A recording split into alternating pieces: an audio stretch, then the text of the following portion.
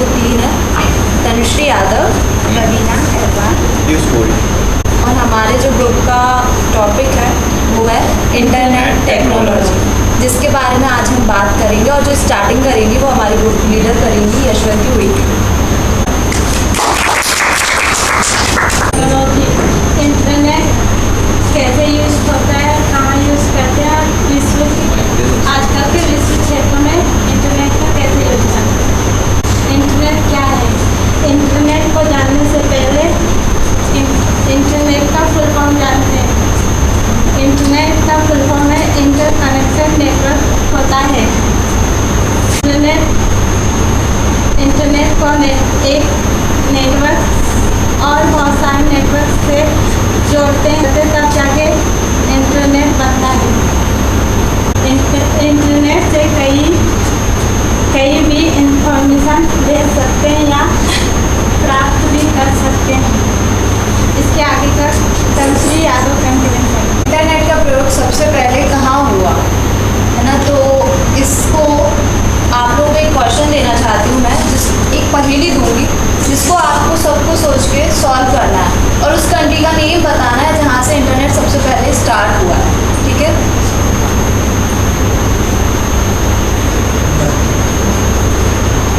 इस पहेली को सॉल्व करना है और उस कंट्री का अमेरिका।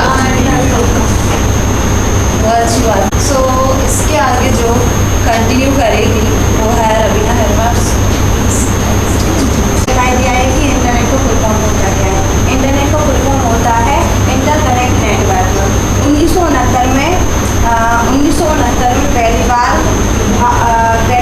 अमेरिका रक्षा विभाग DOD का फुल फॉर्म होता है डिपार्टमेंट ऑफ डिफेंस।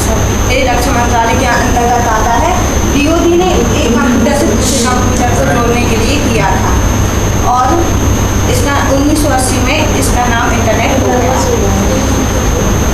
भारत में इंटरनेट की शुरुआत कोलकाता में 15 अगस्त 1995 में BSNL यानी कि ब्रिटिश संचार लिमिटेड द्वारा शुरू किया गया था। आगे का कंटिन्यू यूज पूरी करें। कहाँ और कैसे होता है।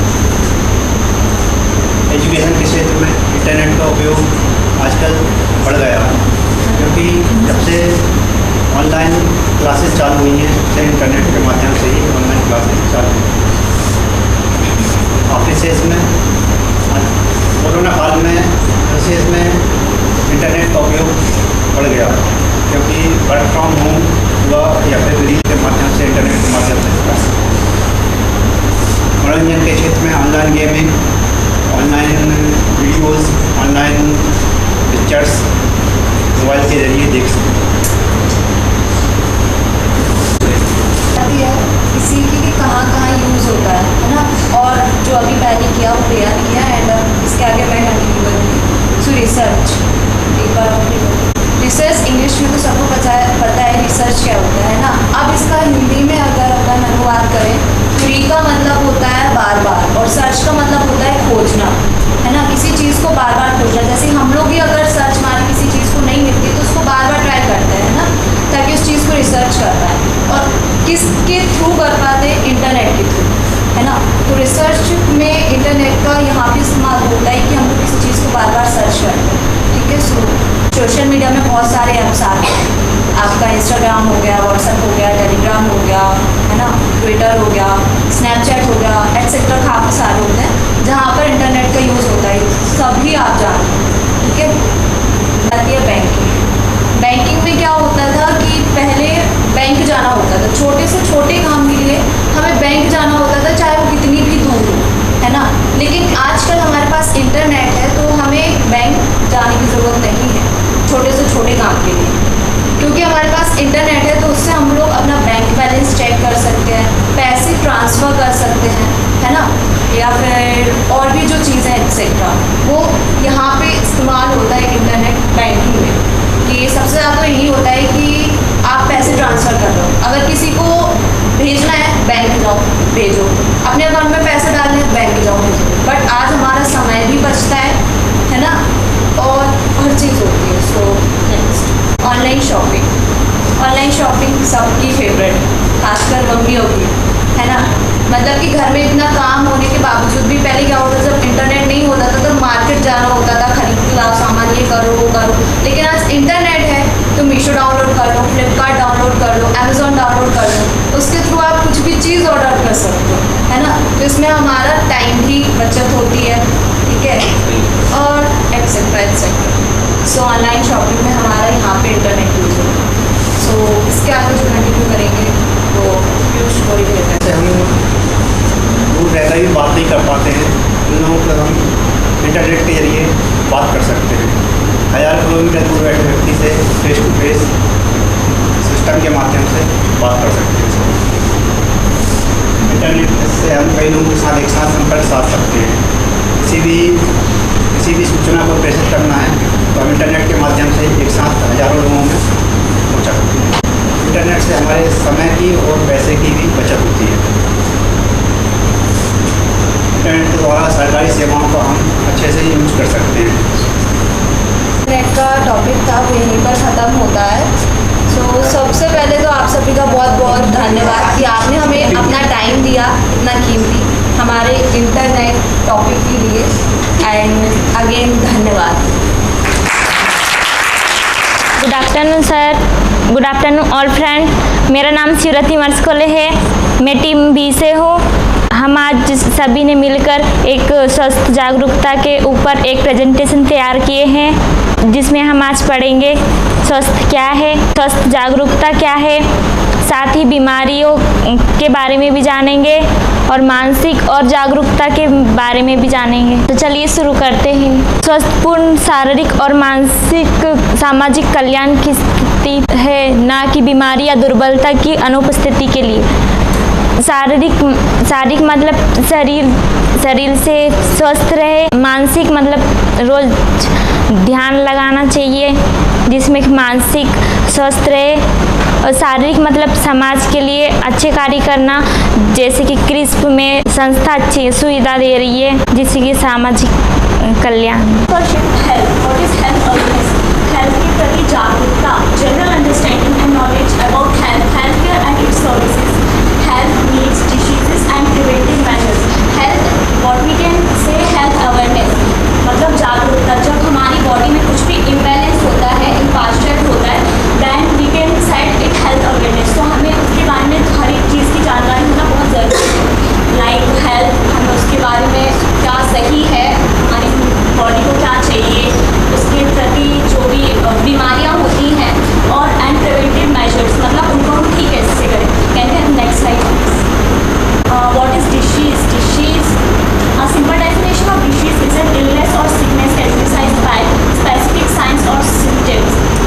And disease means जब हमारी बॉडी में कुछ भी अल्ट्रेशन नहीं होता है या कुछ भी साइंस मिलते हैं, लाइक स्नीजिंग, कफ और any fever, we can say its disease.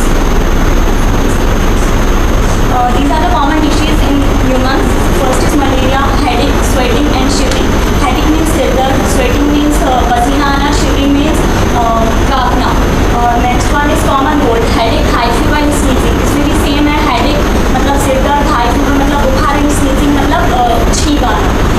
Alcohol, smoking, depression, anxiety and vomiting. जो भी alcohol करते हैं, alcohol लेते हैं, कंज्यूम करते हैं, smoking, उनको डिप्रेशन ज़्यादा रहता है। एंजाइटी मीन्स चिंता होती है, और वॉमिटिंग मतलब उल्टियाँ। चिकन पॉक्स तो आई डोंट नो हिंदी में क्या बोलते हैं। अल्सर्स मीन्स मुंह में छाले, रेड स्पॉट्स मतलब बॉडी में रेड रेड कुछ स्पॉट्स रैशेस आ जाना, और ईचिंग मतलब खुजली। So here is a quiz for all of you. Which one is a symptom of chicken pox? Red spots और irritation? Any guesses? Now second one. Which one is a symptom of common cold? Anxiety or high fever?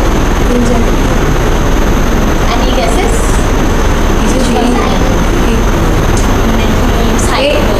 Physical health, जिस व्यक्ति का शारीरिक स्वास्थ्य अच्छा है उसके शारीरिक कार्य और प्रक्रिया अपने चरम पर काम कर सकती है। जैसे फिजिकल हेल्थ शारीरिक रूप से फिटनेस फिट रहते हैं और खेलकूद में भी आगे बढ़ते हैं। फिजिकल हेल्थ फिज़िकल हेल्थ से व्यक्ति सभी कार्य को सफल करते हैं। And what is mental health? Mental health मानसिक स्वास्थ्य का तात्पर्य किसी व्यक्ति की भावात्मक और सामाजिक और मनोवैज्ञानिक भलाई से है।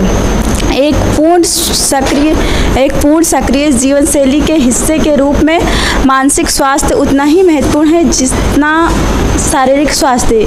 जैसे मानसिक स्वास्थ्य जैसे चिड़चिड़ापन और तनाव, इससे स्वस्थ व्यक्ति नहीं हो सकता। Mental health. तो गाइस, जैसा कि आपने देखा, अभी तक हमने हेल्थ के बारे में पढ़ा, हेल्थ अवेयरनेस के बारे में, और फिजिकल हेल्थ के बारे में भी बताया, मेंटल हेल्थ के बारे में बताया। फिजिकल हेल्थ जहाँ आपके शारीरिक स्वास्थ्य के बारे में बात होती है, और मानसिक जहाँ पे आपके मानसिक तनाव और स्ट्रेस वगैरह के बारे में बात होती है। So now guys, I am going to tell you with tips for health. तो टिप्स क्या हैं? बेस्ट टिप्स, आप जितना ज़्यादा हो सके उतना ज़्यादा पानी पिए। एक टाइम जो होता है सोने का फिक्स रखिए कि हमें इतना टाइम तो सोना है। मैक्स आपको 6 hours to 8 hours सोना ही चाहिए। एंड गेट आउटडोर्स, अगर आप बाहर खेलेंगे, थोड़ा सा बाहर जाएं, लोगों से मिलें, थोड़ा अच्छी जगहों पर घूमें, तो भी वो आपकी हेल्दी लाइफ का पार्ट है। And exercise regularly, you should exercise, not only exercise with dumbbells and जाके जिम करो, ये ज़रूरी नहीं है। हम योगा भी कर सकते हैं, मेडिटेशन कर सकते हैं, और छोटे छोटे योगासन होते हैं वो भी कर सकते हैं। एंड क्वाइट स्मोकिंग, अगर आप में से कोई स्मोक करता है तो उसे क्वाइट कीजिए, बिकॉज जो स्मोकिंग है वो हमारे लीवर को अफेक्ट करती है, हमें हार्ट पर अफेक्ट भी करती है। इससे हार्ट अटैक आने के चांसेस ज़्यादा होते हैं। और अवॉइड ड्रग्स बिल्कुल भी ना लें। ईट हेल्दी फूड, जितना ज़्यादा हेल्दी फूड खाएंगे उतना ज़्यादा आपके लिए better. So here we have a quiz for you all. How much of water should be consume in a day? हमें एक दिन में कितना पानी पीना चाहिए? 2 to 4 liters। Absolutely right, 2 to 4 liters पानी। जितना ज़्यादा हम पानी पिएंगे उतना ज़्यादा वो हमारी बॉडी के लिए हेल्दी रहेगा। Next, how can we overcome our mental stress? हम हमारे मेंटल स्ट्रेस से कैसे ओवरकम कर सकते हैं? हमारी meditation and yoga. Very good, इसमें तो मुझे पूछने की ज़रूरत ही नहीं पड़ेगी। सो मेडिटेशन एंड योगा करके हम हमारे मेंटल स्ट्रेस को ओवरकम कर सकते हैं। So now we have a video here to explain how to start your daily routine. So here you are going to see some dos and here you are going to see some don'ts.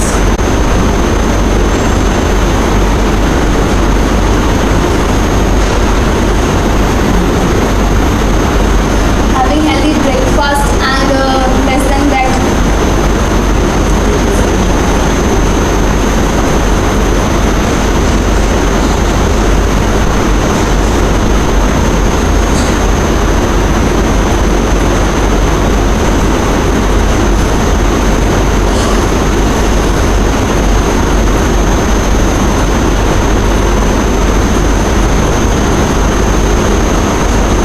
For this opportunity to introduce or to present our presentation. Thank you so much.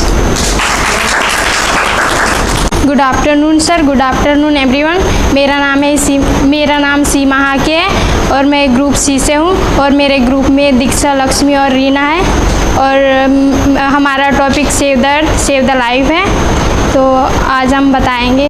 आइए शुरू करते हैं। पर्यावरण क्या है? पृथ्वी क्या है? पृथ्वी वहाँ हम रहते हैं। पृथ्वी यहाँ सूर्य से निकटतम तीसरा ग्रह है, और तीसरा ग्रह है। सौरमंडल में अनोखा एक ग्रह है क्योंकि यहाँ जीवन विद्यमान है। पृथ्वी का 71% भाग जल है, और तथा 29% भाग से ढका हुआ है। पृथ्वी जीवन को बनाए रखने के लिए इस धरती पर पर्यावरण को बचाना बहुत ज़रूरी है। और पृथ्वी दिवस कब मनाया जाता है?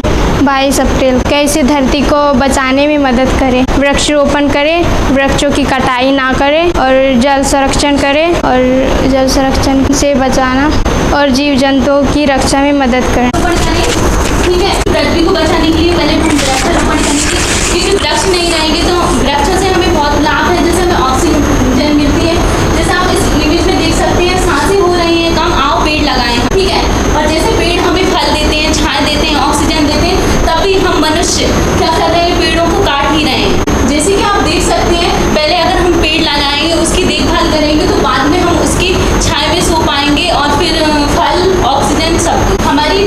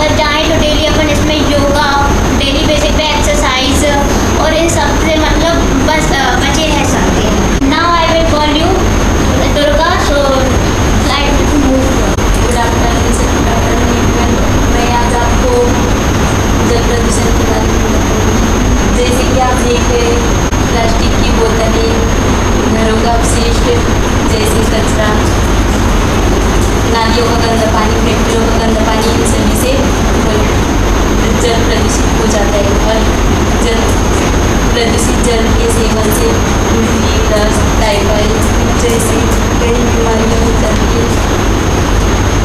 और इनके बचाव हार्वेस्टिंग का प्रयोग करना चाहिए।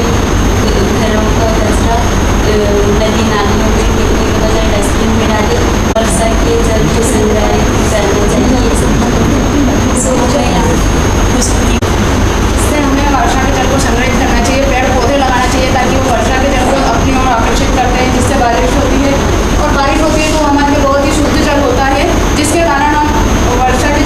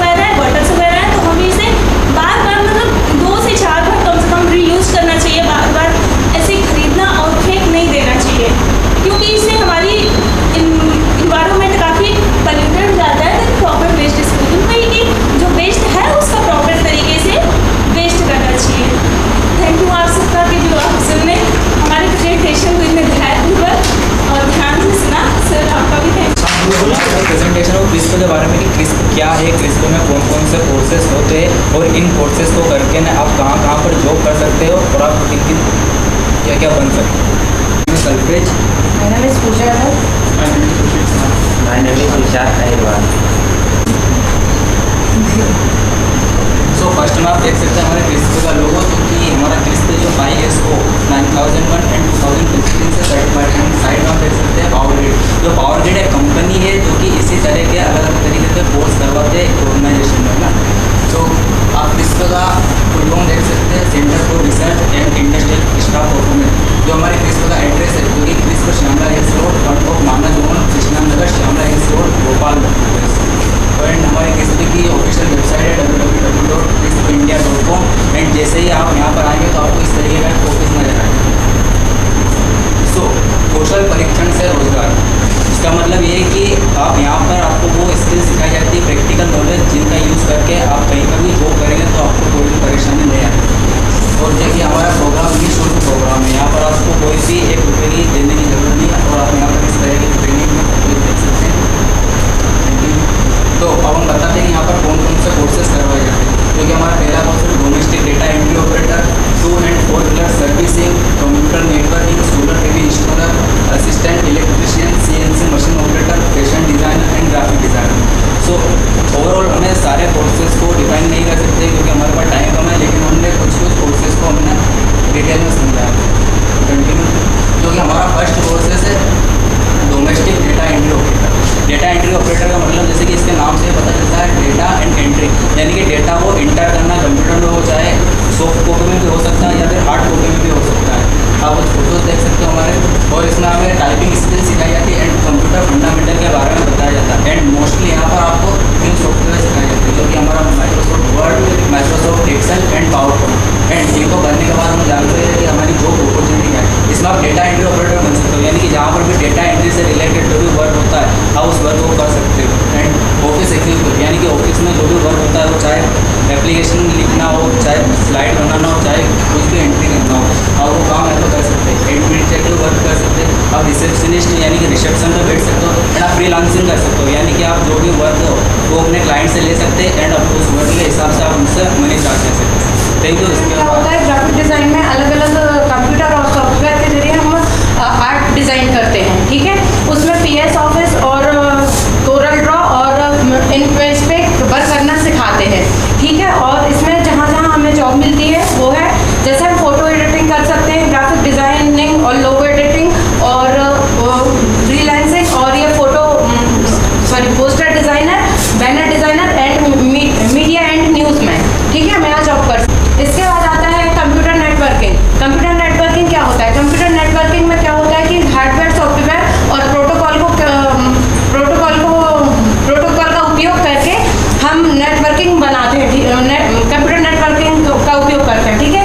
इसमें जो पढ़ाया जाता है वो है कंप्यूटर असेंबल, इंस्टॉलिंग सॉफ्टवेयर, मतलब कंप्यूटर को इंस्टॉल करना सिखाते हैं, और इंसर्ट विंडो, मतलब इसमें विंडो को इंसर्ट करना सिखाते हैं, कंप्यूटर रिपेयरिंग करना भी सिखाते हैं, और नेटवर्क कनेक्शन करना भी सिखाते हैं, ठीक है। इसमें अपन जॉब कर सकते हैं, जैसे कि नेटवर्क इंजीनियर बन सकते हैं, नेटवर्किंग सिक्योरिटी एक्सपर्ट बन सकते हैं, नेटवर्किंग लीडर, टेक्निकल हेड, और अपना मतलब खुद का शॉप भी खोल सकते हैं, और कोई भी अपनी शॉप खोल के या फिर किसी भी शॉप पे अपन जॉब कर सकते हैं। इसके बाद आता है सोलर PV इंस्टॉलर। इसमें क्या होता है, सोलर PV इंस्टॉलर क्या होता है, ये ना प्रकाश की जो किरणें होती हैं उनको सीधे बिजली में परिवर्तित करता है, ठीक है।